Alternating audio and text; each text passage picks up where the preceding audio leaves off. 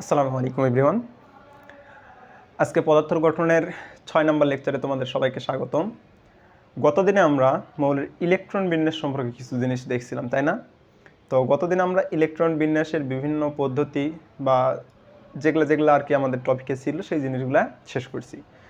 আজকে আমাদের টপিকের পড়াটা হচ্ছে আইসোটপ সম্পর্কে কিছু জানতে হবে, কারণ আমাদের পরবর্তীতে আছে আইসোটপ এবং পারমাণবিক ভর বা আপেক্ষিক পারমাণবিক ভর, এই দুইটা টপিক আমাদের এর পরবর্তীতে আমরা আজকে পড়ার চেষ্টা করব। হ্যাঁ, তো দেখো আজকে আমরা যেটা দিয়ে শুরু করব বললাম সেটা হচ্ছে কি আইসোটপ। হ্যাঁ,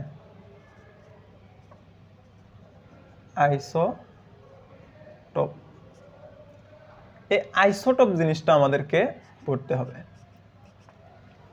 আমি একটু এখানে বলি, আমাদের বইয়ে শুধু আইসোটপ দেওয়া আছে, কিন্তু আইসোটপটা আমরা জানবই, এর সাথে আরও কিছু জিনিস আমরা জানবো, যে জিনিসগুলো আমাদের পরবর্তীতে লাগবে, বাট এখন থেকে বেসিক কনসেপ্ট জেনে রাখলে আমাদের জন্য উপকার। খুবই সহজ জিনিস, এই কারণেই শেখাচ্ছি।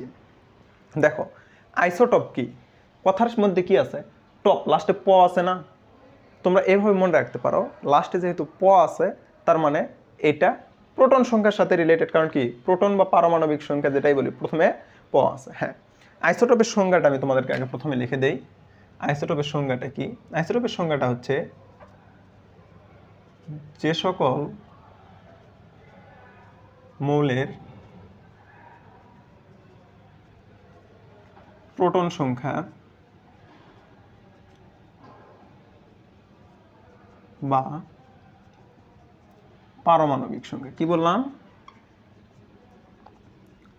যে সকল মৌলের প্রোটন সংখ্যা বা পারমাণবিক সংখ্যা একই, কি প্রোটন সংখ্যা বা পারমাণবিক সংখ্যা একই, কিন্তু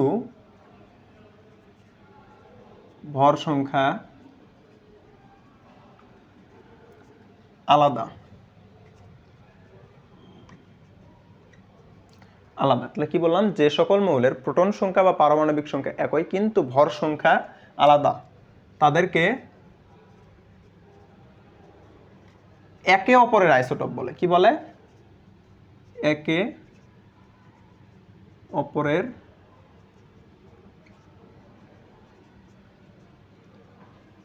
আইসোটপ বলে। হ্যাঁ, বানানগুলো আমার দুই একটা একটু কম বেশি হইতে পারে, এই জিনিসগুলো তোমরা একটু দেখবা। তো দেখো কি বললাম, যে সকল মৌলের প্রোটন সংখ্যা বা পারমাণবিক সংখ্যা একই তাদেরকে কি বলে, একই কিন্তু ভর সংখ্যা আলাদা, তাদেরকে একে অপরের আইসোটপ বলে। এখন দেখো উদাহরণ যদি একটু বলি, তাহলে দেখো আমরা ক্লোরিন পরমাণু দেখছি না, ক্লোরিন পরমাণু দেখছিলাম, এর ভর সংখ্যা কত ছিল? 17। এবং 17 না, ভর সংখ্যা না, আসলে পারমাণবিক সংখ্যা কত ছিল? 17, এবং ভর সংখ্যা কত ছিল? 35.5। এই 35.5টা ছিল এর গড় আপেক্ষিক পারমাণবিক ভর, যে জিনিসটা আমরা পরে দেখবো। দেখো, বাট প্রকৃতিতে আমরা মেইনলি পাই ক্লোরিনের দুইটা পরমাণু। হ্যাঁ, মানে ক্লোরিন পরমাণুটা দুইভাবে পাই, দুইটারই পারমাণবিক সংখ্যা 17, বা পরিমাপ করে দেখা যায় একটার ভর সংখ্যা 35, একটার ভর সংখ্যা 37। ঠিক আছে, তাহলে কি দেখো, ভর সংখ্যা আলাদা কিন্তু পারমাণবিক সংখ্যা একই, এইরকম মৌলগুলাকে আমরা কি বলি, বা পরমাণুগুলাকে কি বলি?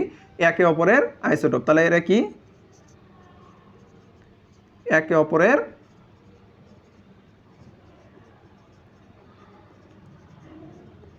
আইসোটপ। ঠিক আছে, দেখো তাহলে আবারও বুঝে দেই, পারমাণবিক সংখ্যা কি হবে? একই হবে। তাহলে কি ক্লোরিনের পারমাণবিক সংখ্যা একই, তার মানে কি পারমাণবিক সংখ্যা যদি একই হয় তাহলে মৌলটাও একই মৌলই হবে।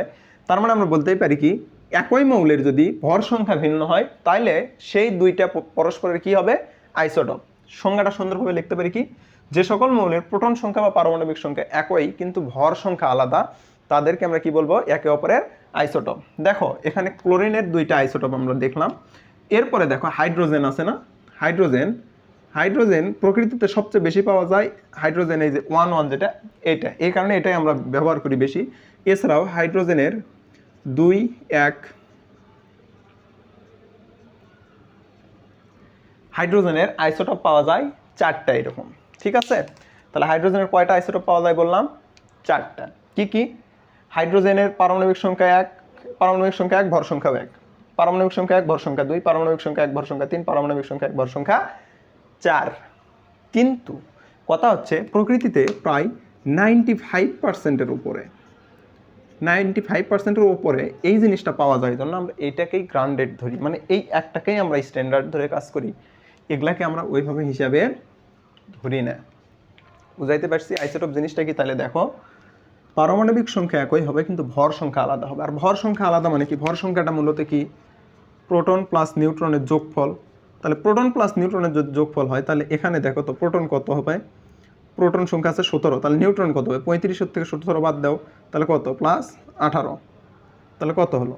34। এইটার ক্ষেত্রে দেখো প্রোটন প্লাস নিউট্রন, তাহলে প্রোটন কত হবে? প্রোটন সংখ্যা হবে হচ্ছে তোমার এখানে 17, এখানেও প্লাস নিউট্রন সংখ্যা কত? 20। তার মানে এখানে এটাও বলতে পারি যে সকল মৌলের প্রোটন সংখ্যা বা পারমাণবিক সংখ্যা একই কিন্তু নিউট্রন সংখ্যা আলাদা, তাদেরকে আইসোটোপ বলা হয়। মোরাল অফ দ্য স্টোরি এটাই হচ্ছে যে পারমাণবিক সংখ্যা সেম থাকতে হবে, ভর সংখ্যা বা নিউট্রন সংখ্যা যেটাই আলাদা হোক একই কথা, কারণ নিউট্রন সংখ্যা আলাদা হলেও ভর সংখ্যাও আলাদা হবে। এই জিনিসগুলোকে আমরা কি বলতেছি? একে অপরের আইসোটোপ। যেমন ক্লোরিনের 2টা এখানে দেখলাম, হাইড্রোজেনের 4টা আইসোটোপ। ঠিক আছে, তো আশা করি এই জিনিসটা বুঝাইতে পারছি। তো আমি আইসোটোপের এই কয়েকটা জিনিস মুছে দিচ্ছি, দেখো উদাহরণগুলো। এখন আমাদের বইয়ে শুধু আইসোটোপটাই বলা আছে, কিন্তু এর সাথে আমরা আরও 3টা জিনিস শিখব। সেটা হচ্ছে আইসোটোন। কি বললাম? আইসোটোন,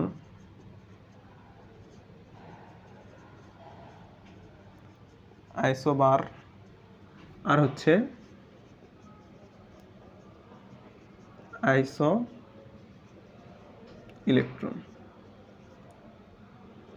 কি বললাম? আইসোটোন, আইসোবার, আইসো ইলেকট্রন। ওকে, দেখো প্রোটন বা পারমাণবিক, কি বলছিলাম? প্রোটন বা পারমাণবিকের প্রথম অক্ষর যেহেতু প, তার মানে এটার লাস্টে যেহেতু প আছে, তাহলে প দিয়ে আমরা মনে রাখবো কি? আইসোটপ হচ্ছে প্রোটনের সাথে রিলেটেড। আইসোটনের ক্ষেত্রে দেখো তো লাস্টে কি আছে? দন্তন্য। আমাদের যে কণিকা, যে মূল কণিকা 3টা ছিল, ইলেকট্রন, প্রোটন এবং নিউট্রন, তার প্রথম কোনটার সাথে এই নটা যায়? নিউট্রন। তার মানে নিউট্রনের যদি আমি সংজ্ঞাটা বলি তোমাদেরকে এরকম হবে, তোমরা জাস্ট এটা একটু জেনে রাখো যে নিউট্রন সংখ্যা একই। কি? নিউট্রন সংখ্যা একই, কিন্তু কি আলাদা হবে? ওই সেম কথা, নিউট্রন সংখ্যা একই কিন্তু ভর সংখ্যা আলাদা। আর ভর সংখ্যা আলাদা হতে গেলে যদি নিউট্রন সংখ্যা একই থাকে তাহলে কি পারমাণবিক সংখ্যা বা প্রোটন সংখ্যা আলাদা হতে হবে। তাহলে বলতেই পারি কি, যে সকল মৌলের নিউট্রন সংখ্যা একই কিন্তু ভর সংখ্যা বা পারমাণবিক সংখ্যা আলাদা, তাদেরকে কি বলা হয়? একে অপরের আইসোটোন। ঠিক আছে, দেখো একে অপরের আইসোটোন তো গেল, তাহলে নিউট্রন সংখ্যা একই। আইসোবার কি? আইসোবার হচ্ছে ভর সংখ্যা একই। কি? ভর সংখ্যা একই। তাহলে কি, যে সকল মৌলের ভর সংখ্যা একই কিন্তু পারমাণবিক সংখ্যা আলাদা, তাদেরকে একে অপরের কি বলা হয়? আইসোবার বলা হয়। এটা বার। হ্যাঁ, এরপরে আইসো ইলেকট্রন, কথার মধ্যেই আছে ইলেকট্রন, তার মানে এদের কি হবে? ইলেকট্রন সংখ্যা সেম হবে। ইলেকট্রন সংখ্যা কি হবে? একই হবে। বুঝাইতে পারছি? একটু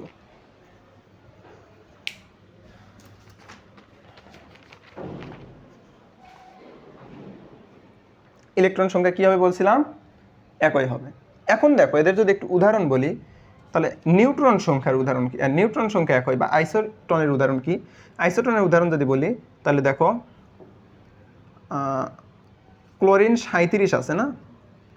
ক্লোরিন 37 এবং আর্গন 38, এই দুইটা হচ্ছে একে অপরের আইসোটোন। কি জন্য? ক্লোরিন 37-এর পারমাণবিক সংখ্যা কত? 17। আচ্ছা, আমি মিশিয়ে দিয়ে সুন্দর করে বুঝাই দেই। ক্লোরিন 37, 17, এরপরে আর্গনের আছে 38, পারমাণবিক সংখ্যা 18। তাহলে নিউট্রন সংখ্যা দুইটার পার্থক্য কত? 20। এটারও কত? 20। তার মানে কি বলাই যায় যে এটা একে অপরের কি? আইসোটোন। ভর সংখ্যা একই। তাহলে কি বললাম এবারে? ভর সংখ্যা একই।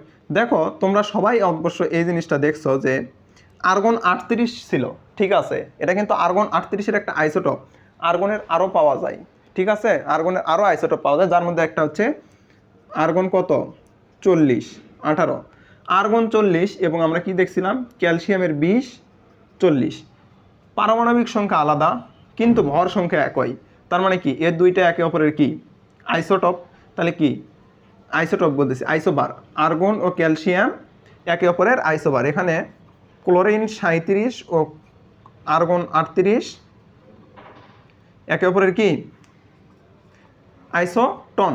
এখন আইসো ইলেকট্রন জিনিসটা কি দেখো, এখানে অক্সিজেনের ইলেকট্রন সংখ্যা কত 8 আমরা জানি, কিন্তু সে যদি আরও দুইটা ইলেকট্রন নেয় তাহলে কত হলো মোট ইলেকট্রন 8 + 2 10। এরপরে যদি বলি নাইট্রোজেনের ইলেকট্রন কত স্বাভাবিকভাবে 7, তাই সে আরও 3টা নিল, তাহলে কত হলো 3 = 10। ফ্লোরিন যদি বলি মাইনাস, ফ্লোরিনের ইলেকট্রন স্বাভাবিকভাবে 9, সে আরেকটা নিচে, তাহলে 1 = 10। তার মানে এই তিনটা কি একে অপরের আইসো ইলেকট্রন। তো এই জিনিসগুলো তোমাদের বই নাই, বাট তবুও তোমাদেরকে বলে দিলাম, জেনে রাখো, পরবর্তীতে কাজে লাগবে। হ্যাঁ, এখন দেখো কি আসলে এখানে আইসোটপ গেল, আইসোটন গেল, আইসোবার গেল, আইসো ইলেকট্রন গেল। তোমাদেরকে আইসোটপ জিনিসটাই ভালো করে জানতে হবে। হ্যাঁ, এই আইসোটপটাই ভালো করে জানতে হবে, কারণ এই জিনিসটাই তোমাদের বইয়ে আছে। ঠিক আছে,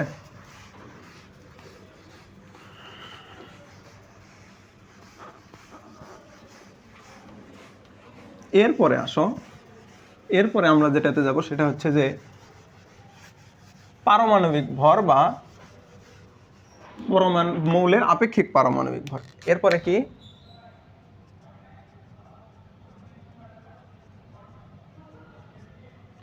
পারমাণবিক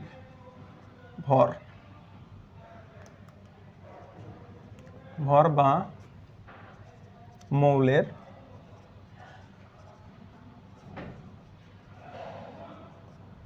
আপেক্ষিক পারমাণবিক ভর। বুঝাইতে পারলাম? তাহলে এখন আমরা কি পড়বো, পারমাণবিক ভর বা আপেক্ষিক পারমাণবিক ভর। এখন দেখো, এর আগে তোমাদেরকে আমি ইলেকট্রন, প্রোটন এবং নিউট্রনের আপেক্ষিক পারমাণবিক ভর বের করে কীভাবে শিখাইছিলাম। কোনো একটা নির্দিষ্ট কোনো কিছুর সাপেক্ষে অন্য একটার ভর বের করা, তাই না? সেখানে আমরা কি করছিলাম, প্রোটনের ভরের সাপেক্ষে ইলেকট্রন এবং নিউট্রনের ভর বের করছিলাম। এরপরে প্রোটনের চার্জের সাপেক্ষে ইলেকট্রন এবং নিউট্রনের চার্জও বের করছিলাম।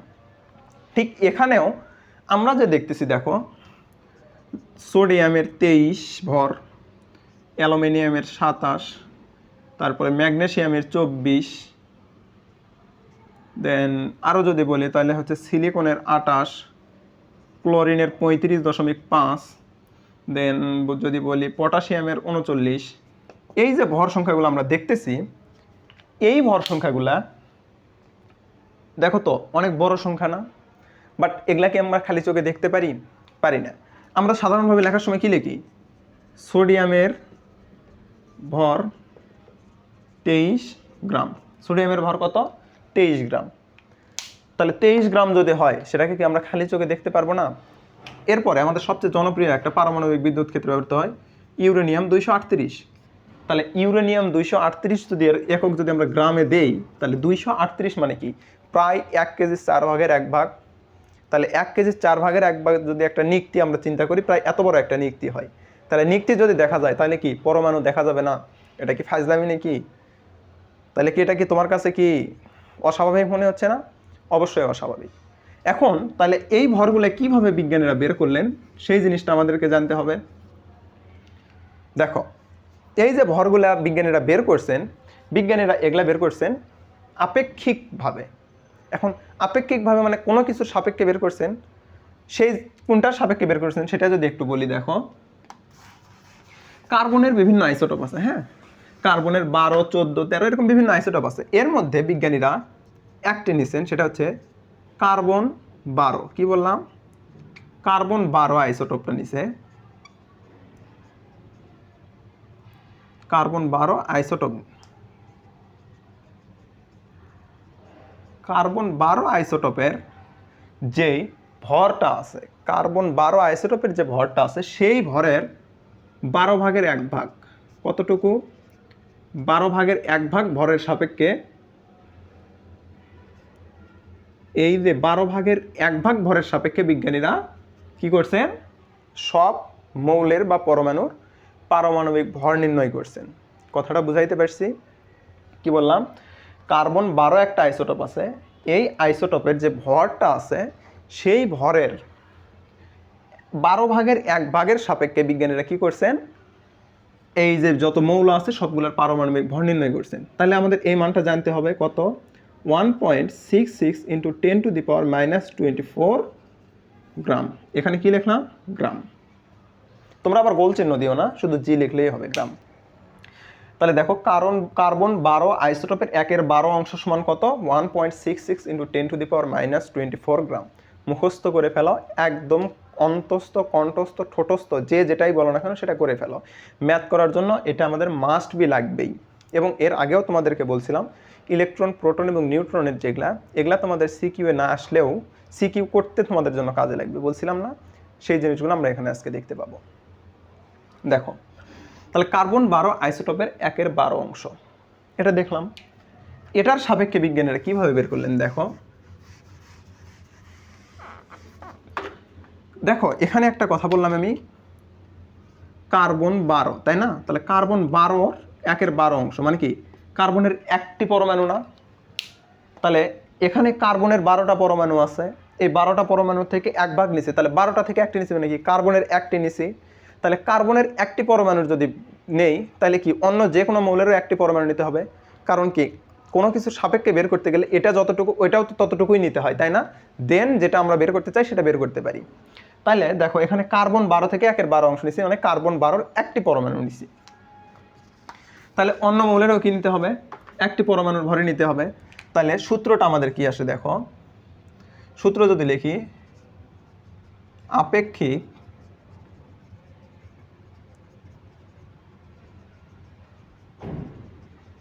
পারমাণবিক ভর সমান সমান, কি বললাম, আপেক্ষিক পারমাণবিক ভর সমান সমান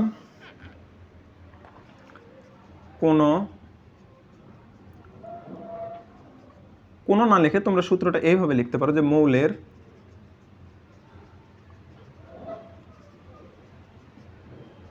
একটি পরমাণুর ভর ভাগ কার্বন 12 আইসোটোপের কত অংশ, 1/12 অংশ। বুঝাইতে পারলাম? তাহলে কি বললাম, কোনো মৌলের একটি পরমাণুর ভর ভাগ কার্বন 12 আইসোটোপের 1/12 অংশ, এটা কিসের সূত্র, আপেক্ষিক পারমাণবিক ভরের সূত্র। তার মানে কি, কোনো মৌলের একটি পরমাণুর ভরকে কার্বন 12 আইসোটোপের একটি পরমাণুর ভর দ্বারা ভাগ করলে আমরা কি পাই, আপেক্ষিক পারমাণবিক ভর পাই। বুঝাইতে পারছি? এত কিছু দরকার নাই, তোমরা যারা বুঝতে পারোনি তারা আবার পুনরায় দেখো, তারপরেও যদি না বুঝতে পারো তোমরা এই জিনিসটা শুধু মুখস্থ রাখবা। বুঝাইতে পারলাম? এই জিনিসটা কি করতে হবে, মুখস্থ রাখতে হবে, ঠিক আছে? আচ্ছা, এই যে এটা লিখলাম, তাহলে এটা দিয়ে আমরা একটু ম্যাথ করি। আমি যদি একটা ম্যাথ লিখি, দেখো ম্যাথটা কি, যে ফ্লোরিনের একটি পরমাণুর ভর, ফ্লোরিনের একটি পরমাণুর ভর কত, 3.16 × 10⁻⁻23 গ্রাম হলে ফ্লোরিনের আপেক্ষিক পারমাণবিক ভর কত। দেখো তোমরাও যখন তোমাদের মেইন খাতায় ম্যাথগুলো তুলবা অন্য কালার কলম দিয়ে ম্যাথগুলো লেখার চেষ্টা করবা, হ্যাঁ? তাইলে হবে কি, তোমাদের ধরতে সুবিধা হবে। দেখো এখন আমরা যাবো সমাধানে। কিসে যাব, সমাধান। তাহলে এখানে কি বলছে, ফ্লোরিনের একটি পরমাণুর ভর 1.6 × 10⁻⁻23 গ্রাম হলে ফ্লোরিনের আপেক্ষিক পারমাণবিক ভর কত। তোমরা এগুলা কিন্তু ফুল লিখবা, হ্যাঁ? আমি শর্ট লিখতেছি মানে তোমরাও লিখবা না। আমি আপেক্ষিক পারমাণবিক ভর শর্টে লিখতেছি, তোমরা কিন্তু অবশ্যই শর্টে লিখবা না, তোমরা কি লিখবা, ফুল লিখবা। আপেক্ষিক পারমাণবিক ভরের সূত্র আমরা কি জানলাম, মৌলের একটি পরমাণুর ভরভাগ কার্বন 12 আইসোটোপের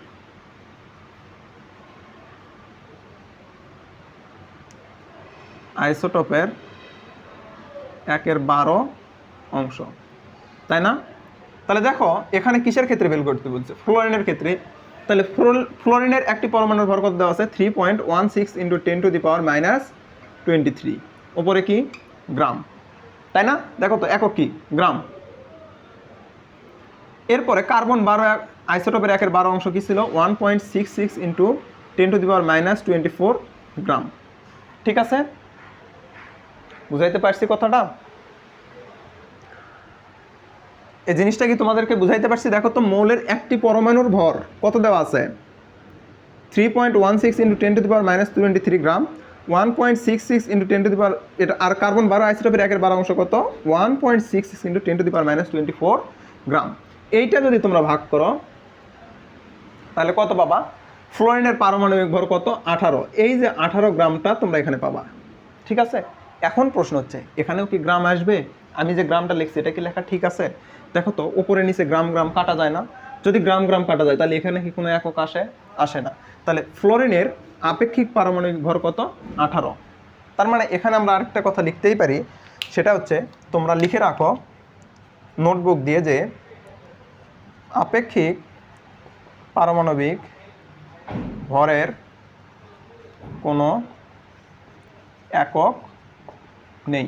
ওকে, পারমাণবিক ভরের একক আছে বাট আপেক্ষিক পারমাণবিক ভরের একক নেই। এবং মৌলে আমরা যেই পারমাণবিক ভরগুলো দেখি সেগুলো সবই কি আপেক্ষিক পারমাণবিক ভর। বুঝাইতে পারছি কি? আশা করি সবাই বুঝতে পারছো। তো দেখো এই জিনিসটা মুছে দিলাম, এই জিনিসটা মুছে দিয়ে এরপরে আমরা পরের টপিকে যাই।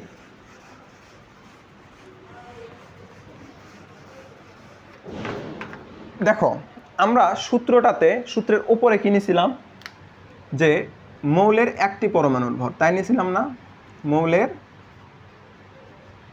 একটি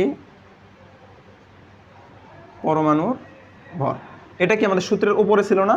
নিচে ছিল কার্বন 12 আইসোটোপের 1/12 অংশ সমান সমান কি ছিল? আপেক্ষিক পারমাণবিক ভর। এখন কথা হচ্ছে দেখো একটি পরমাণুর ভর যেটা বলছি, সব সময় কোশ্চেনে তোমাকে একটি পরমাণুর ভর নাও দেওয়া থাকতে পারে। কি বললাম? কোশ্চেনে তোমাকে সবসময় একটি পরমাণুর ভর নাও দেওয়া থাকতে পারে। তাইলে এখন আমরা কিভাবে সলভ করব? আমাদের এটাও সলভ করার একটা বুদ্ধি আছে। সেটা কি? দেখো একটি পরমাণুর ভর বের করার আমাদের একটা সূত্র আছে। সেই সূত্রটা কি? কোনো মৌলের একটি পরমাণুর ভর সমান সমান, এটা কিন্তু এ পাশে আমি বুঝাচ্ছি, বুঝছো? এটা সমান সমান এটা প্রোটন গুণন প্রোটনের প্রকৃত ভর যোগ, কি বললাম? প্রোটন গুণন প্রোটনের প্রকৃত ভর যোগ নিউট্রন গুণন নিউট্রনের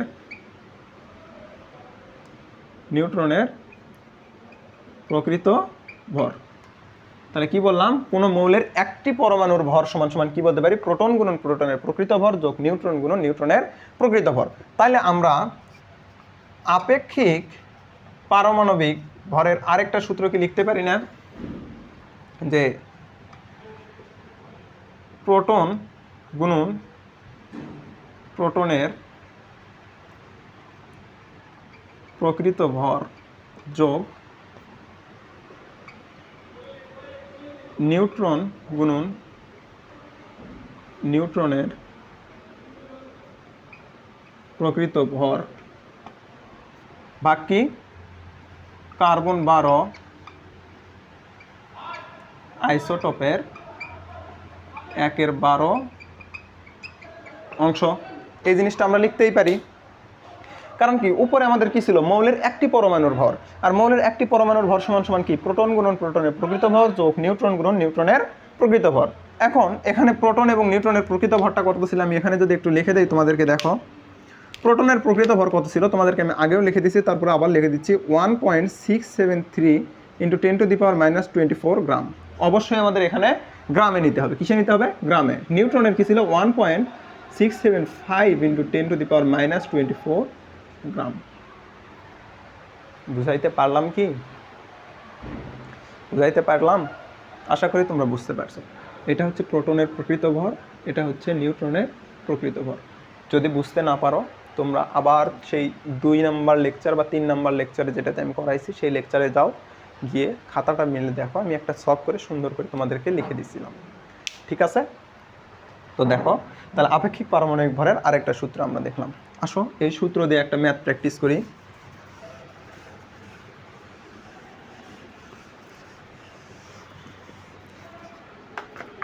ম্যাথ যদি একটা লিখি, তোমাদেরকে বলল যে অক্সিজেন পরমাণুর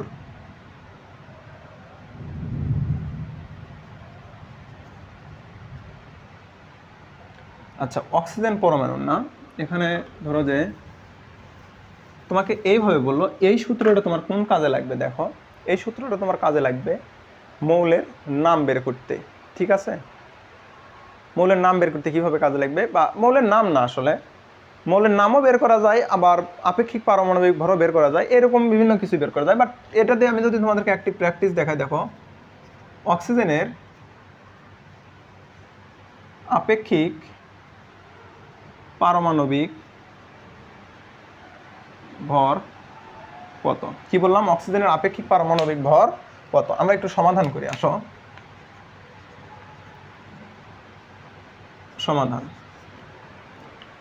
সমাধানে দেখো, যেহেতু বলছে কি অক্সিজেনের আপেক্ষিক পারমাণবিক ভর কত, তাহলে আমরা আপেক্ষিক পারমাণবিক ভরের সূত্রটা লিখি। উপরে কি? মৌলের একটি পরমাণুর ভর ভাগ কার্বন 12 আইসোটোপের 1/12 অংশ।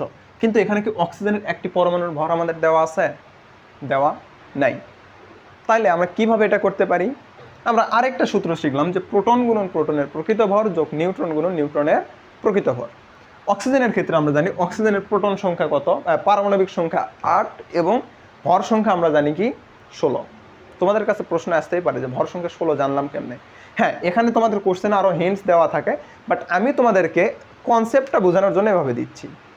ঠিক আছে? অক্সিজেনের ভর সংখ্যা যে 16, এই জিনিসটা আমরা প্রমাণ করতেছি। তাহলে প্রোটন গুণন প্রোটনের প্রকৃত ভর যোগ নিউট্রন গুণন নিউট্রনের প্রকৃত ভর ভাগ কার্বন 12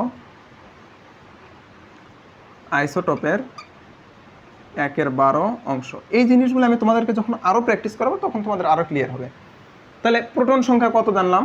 প্রোটন সংখ্যা জানলাম 8। প্রকৃত ভর কত? 1.673 ইন্টু 10⁻⁻24 প্লাস। ঠিক আছে? প্লাস কি আসবে? নিউট্রন কত? 8।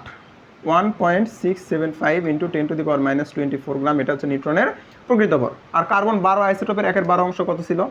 1.66 ইন্টু 10⁻⁻24 গ্রাম। ক্যালকুলেটারে চাপলে তোমরা দেখবে এটা সমান সমান আসবে 16 পয়েন্ট সামথিং আসতে পারে, বা 16, বাট আমরা মুখস্থ করছি 16, এই জন্য আমি দিলাম 16, কারণ আমার কাছে ক্যালকুলেটারটা নাই। তোমাদের ক্যালকুলেটার দিয়ে যদি আরও মান আসে, অ্যাকুরেট যে মানটা আসবে ওইটাই তোমরা বসাবা। ঠিক আছে? এখন প্রশ্ন হচ্ছে তোমাদের কাছে, এই কোশ্চেনটাতে আমি অক্সিজেনের আপেক্ষিক পারমাণবিক ভর বললাম, হ্যাঁ, এটা দিয়ে আমি এটা দেখাইলাম, তোমরা এ পর্যন্ত তো তুলছো, তাই না? তাহলে আমি যদি এখানে এটা না লিখে দিয়ে আমি যদি এখানে বলতাম যে কোনো পরমাণুর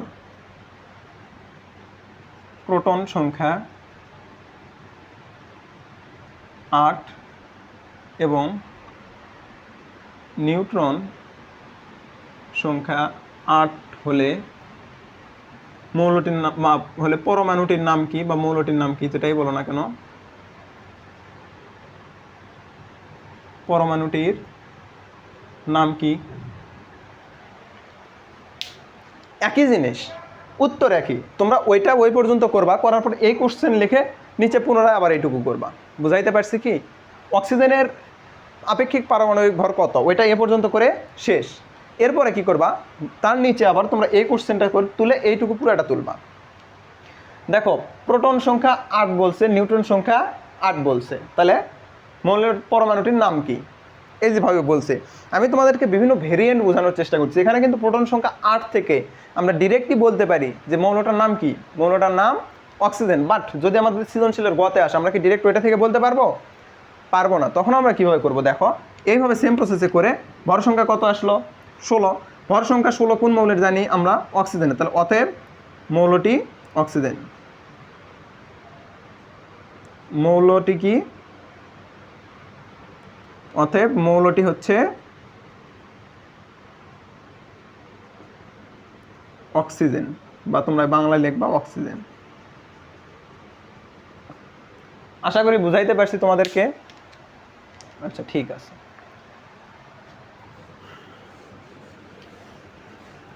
বাট তোমাদের এত এত ডিপ থেকে কোশ্চেন করে না, তোমাদেরকে সাধারণত একটি পরমাণুর ভরই দেওয়া থাকে, সেখান থেকে মৌলের আপেক্ষিক পারমাণবিক ভর নির্ণয় করতে হয়। তবুও আমি দেখে দিলাম যেন কোনো প্রবলেম না হয়, ঠিক আছে?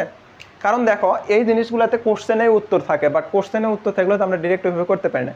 আরও ডিপলি প্র্যাকটিস তোমাদেরকে আমি করাবো, বাট আজকে যেহেতু কনসেপ্ট পড়াচ্ছি, কনসেপ্ট পড়াই চ্যাপ্টারের শেষে আমরা আরও ডিপলি করানোর চেষ্টা করব। আশা করি তোমরা এই পর্যন্ত কনসেপ্টটা সবাই বুঝতে পারছো। এরপরে আসো, আমরা কি দেখলাম? পরমাণুর ভর, একটি পরমাণুর ভর নিয়ে কাজ করতেছি, তাই না? তাহলে একটি পরমাণুর ভর যে বের করতেছি, ক্লোরিনের ক্ষেত্রে আমি কি দেখলাম? ক্লোরিনের একটার ভর হচ্ছে 35, একটার ভর হচ্ছে 37। পারমাণবিক সংখ্যা একই, কিন্তু ভর সংখ্যা যেহেতু আলাদা হয়ে গেছে, তার মানে কি এর একটি পরমাণুর ভরেরও চেঞ্জ আসবে? আসবে না? অবশ্যই আসবে। দেখো এইটার ক্ষেত্রে যদি আপেক্ষিক পারমাণবিক ভর বের করি, এটার ক্ষেত্রে আপেক্ষিক পারমাণবিক ভর বের করলে একটা মান আসবে তো, তাই না? আর এটার ক্ষেত্রে বের করলে কি হবে? এটার ক্ষেত্রে আপেক্ষিক পারমাণবিক ভর বের করলে একটা মান আসবে, বাট এই মানটা কি এই মানের চেয়ে ছোটো হবে না? মানে নিচের মানটা বড় হবে আর এই মানটা কি ছোটো হবে। কারণ কি দেখো তো, পারমাণবিক সংখ্যা একই, বাট ভর সংখ্যা কি এটার বেশি না? আর ভর সংখ্যা বেশি মানে কি ওইটা অবশ্যই বড় হবে।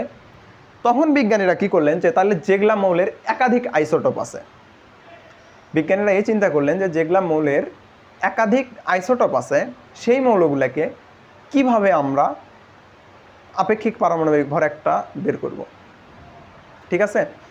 কারণ দেখো এইটার ক্ষেত্রে আপেক্ষিক পারমাণবিক ভর নিয়ে আসলে একটা আসবে, এটার ক্ষেত্রে আরেকটা আসবে, বাট ক্লোরিনের পারমাণবিক সংখ্যা একই। আমরা তো ক্লোরিনকে দুই নামে একটা ঘরে দুইটা বসাইতে পারবো না, একটা ঘরে একটাই বসাইতে হবে মৌলের পর্যায় সারণীতে। তখন বিজ্ঞানীরা কি করলেন? তখন দেখলেন ব্যতিক্রম কিছু করা যায় কিনা। খুঁজতে খুঁজতে খুঁজতে খুঁজতে বিজ্ঞানীরা খুঁজে বের করলেন প্রকৃতিতে কতটুকু পাওয়া যায়। বিজ্ঞানীরা গবেষণা করে দেখলেন এই জিনিসটা প্রকৃতিতে পাওয়া যায় 75%, এই জিনিসটা পাওয়া যায় 25%। কতটুকু বললাম? এটা পাওয়া যায় 75%, এটা পাওয়া যায় 25%। আচ্ছা, যদি এটা 75% এবং এটা 25% হয়, তাইলে এটা থেকে কিভাবে বের করা যায়? বিজ্ঞানীরা এইটা ভাবতে থাকলেন। দেন বিজ্ঞানীরা গল্প করতে করতে বা গবেষণা করতে করতে এক সময় দেখলেন যে এই শতকরা সংযুতি থেকেও বের করার একটা সিস্টেম আছে। সেই সিস্টেমটা কি? তখন বিজ্ঞানীরা আরেকটা সূত্র বের করলেন যে আপেক্ষিক পারমাণবিক ভর সমান সমান এই যে প্রথম যে মৌলটা, দেখো আমি দুইটা মার্ক করে দেখাই, এইটা একটা মৌল, এইটা একটা মৌল। কি বললাম? এইটা একটা মৌল, এইটা একটা মৌল। এই মৌলগুলার শতকরা সংযুতি থেকে তারা কি করলেন? আপেক্ষিক পারমাণবিক ভর বের করার চেষ্টা করলেন। বুঝাইতে পারিনি মনে হয়, বুঝাইতে পারিনি, আবারও বলতেছি। দেখো এই মৌলগুলার আপেক্ষিক পারমাণবিক ভর থেকে শতকরা সংযুক্তি বের করার চেষ্টা করলেন। শতকরা সরি এই মৌলগুলার শতকরা সংযুতি থেকে আপেক্ষিক পারমাণবিক ভর বের করার চেষ্টা করলেন। দেখো এখন কিভাবে তারা কি করলেন? এই 35 আর 37 এই দুইটারই তো ভর সংখ্যায় চেঞ্জ, তাই না? পারমাণবিক সংখ্যা তো দুইটা সেম আছে, তাহলে চেঞ্জ কি? ভর সংখ্যা এবং শতকরা সংযুতি, দুইটার ক্ষেত্রে দুইটাই চেঞ্জ। তখন কি করলেন? তারা এই ভর সংখ্যা এবং শতকরা সংযুতিকে একে অপর দ্বারা গুণ করলেন। তাহলে কি 35 গুণন 75 যোগ এখানে কত 37 গুণন 25 এখন দেখো তো এখানে ছিল পার্সেন্ট, এখানেও ছিল পার্সেন্ট, কিন্তু আমরা কি এখানে পার্সেন্ট নিছি? নেইনি। তাহলে কি 100 দ্বারা ভাগ করতে হবে, সেই 100 দ্বারা ভাগ করলাম। বুঝতে পারছো কথাটা? আবার দেখো ক্লোরিনের 35 37, 35 ক্লোরিন 35 পরমাণু পাওয়া যায় 75%, ক্লোরিন 37 পরমাণু পাওয়া যায় 25%। তখন বিজ্ঞানীরা দেখলেন যেহেতু দুইটা আলাদা আলাদা ভর, তার মানে এদের আমরা যদি প্রোটন সংখ্যা বা নিউট্রন সংখ্যা থেকে পারমাণবিক ভরটা বের করি, তাহলে এই ভরটা আমাদের ভ্যারি করবে, এটার ক্ষেত্রে একটা এটার ক্ষেত্রে একটা, বা বাস্তবে তো ভ্যারি করলে চলবে না, আমাদেরকে ফিক্সড একটা মানে আসতে হবে। তখন কি করলেন তারা?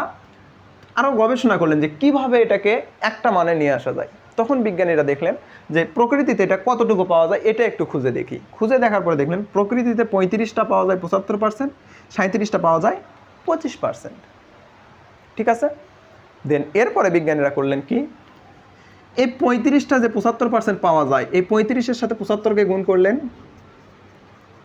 এবং 37টাকে যে 25% পাওয়া যায়, এই 37টাকেও 25 দ্বারা গুণন করলেন। করার পরে কি করলেন? এই দুইটা যোগ করে দিলেন, তাহলে একটা গড় বের হইলো এটার। সেই গড়কে পার্সেন্ট থেকে মুক্ত করার জন্য 100 দ্বারা আবার কি করলেন? ভাগ করলেন। ভাগ করে কি পাইলেন? এই যে আইসোটোপ দুইটা আলাদা আলাদা, এই দুইটার একটা সম্মিলিত ভর সংখ্যা পাইলেন। তোমরা এই জিনিসটা ক্যালকুলেটারে দিলে দেখবে এটার উত্তর আসবে 35.5। তাহলে ক্লোরিনের আপেক্ষিক পারমাণবিক ভর কত আসলো? 35.5। এরপরে আমি আরও সুন্দর করে তোমাদেরকে যদি সূত্রটা লিখে দেই, তোমরা এই জিনিসটা ভালো করে বুঝতে পারবা। দেখো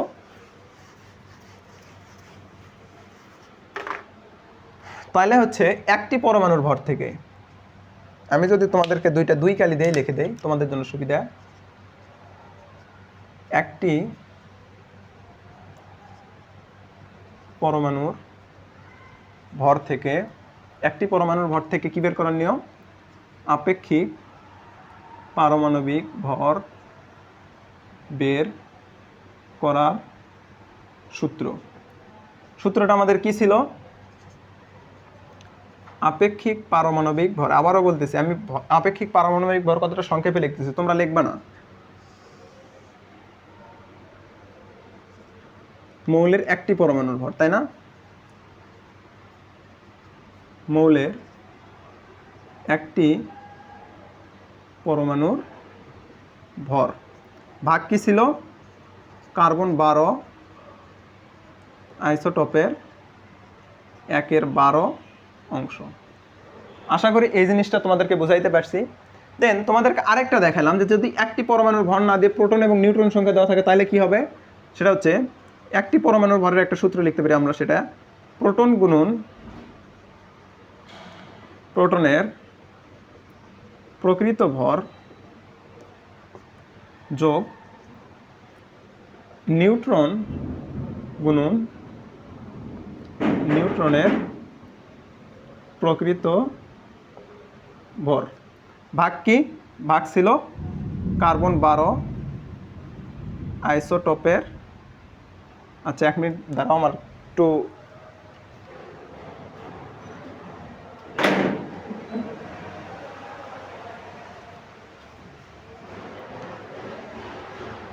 কি ছিল? কার্বন 12 আইসোটোপের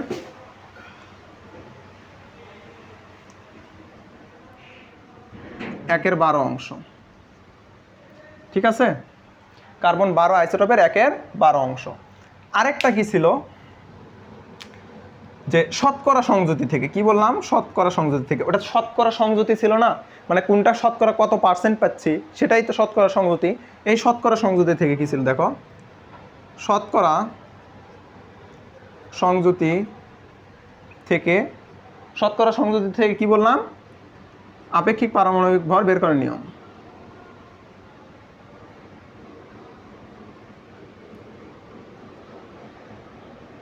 শতকরা সংযুতি থেকে আপেক্ষিক পারমাণবিক ভর বের করার নিয়ম, সেটা কি ছিল? আপেক্ষিক পারমাণবিক ভর সমান সমান, তোমাদের বইয়ে এইরকম লেখা আছে P × M + Q × N/100, এটা লেখা আছে। হ্যাঁ, তো তোমরা উপরেরটুকু তুলে নাও, নিয়ে আমি এর P, M, N এর পরিচয় কি এগুলো আমি লিখে দিচ্ছি, তোমরা এখানে সেই জিনিসগুলো তুলে নিও। আমি উপরেরটা মুছে দিচ্ছি।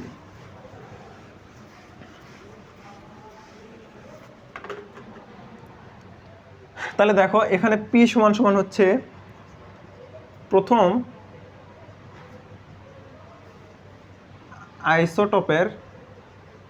আইসোটোপের কি ভর, প্রথম আইসোটোপের ভর, আর এম হচ্ছে প্রথম আইসোটোপের শতকরা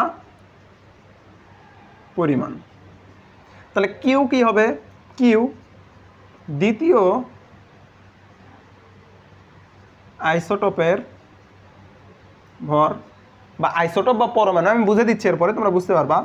আর এন কি? দ্বিতীয় আইসোটোপের শতকরা পরিমাণ। ওকে, আশা করি এই জিনিসটা তোমাদেরকে বুঝাইতে পারছি। দেখো এই জিনিসটা যদি তোমরা বুঝে থাকো তাহলে এখন আমি এটা মুছে দিয়ে তোমাদেরকে একটা ম্যাথ প্র্যাকটিস করাই। সেটা কি দেখো, তোমাদেরকে এরকম কোশ্চেন থাকবে, ক্লোরিন 35 ও ক্লোরিন 37 পরমাণু দুটির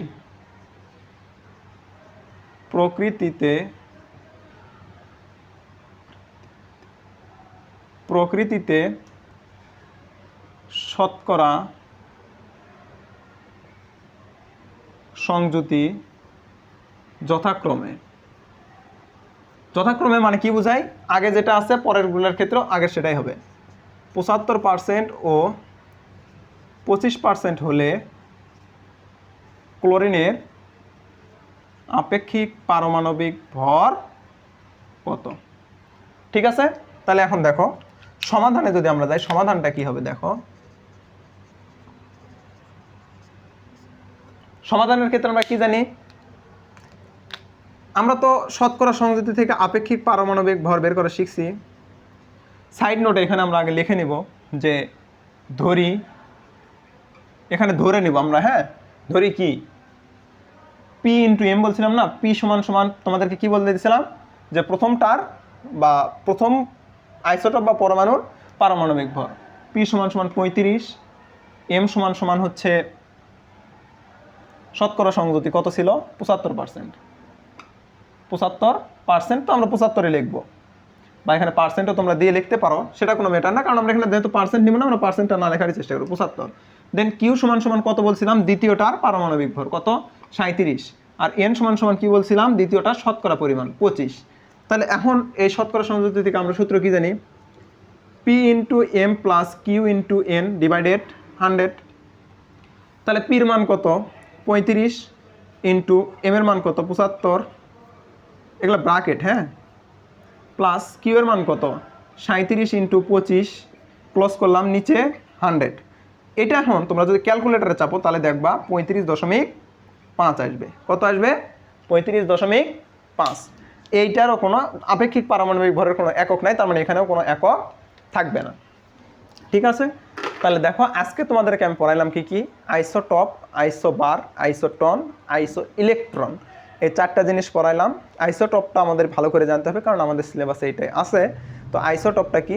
যে সকল মৌলের পারমাণবিক সংখ্যা বা প্রোটন সংখ্যা একই কিন্তু ভর সংখ্যা আলাদা, তাদেরকে আইসোটপ বলে।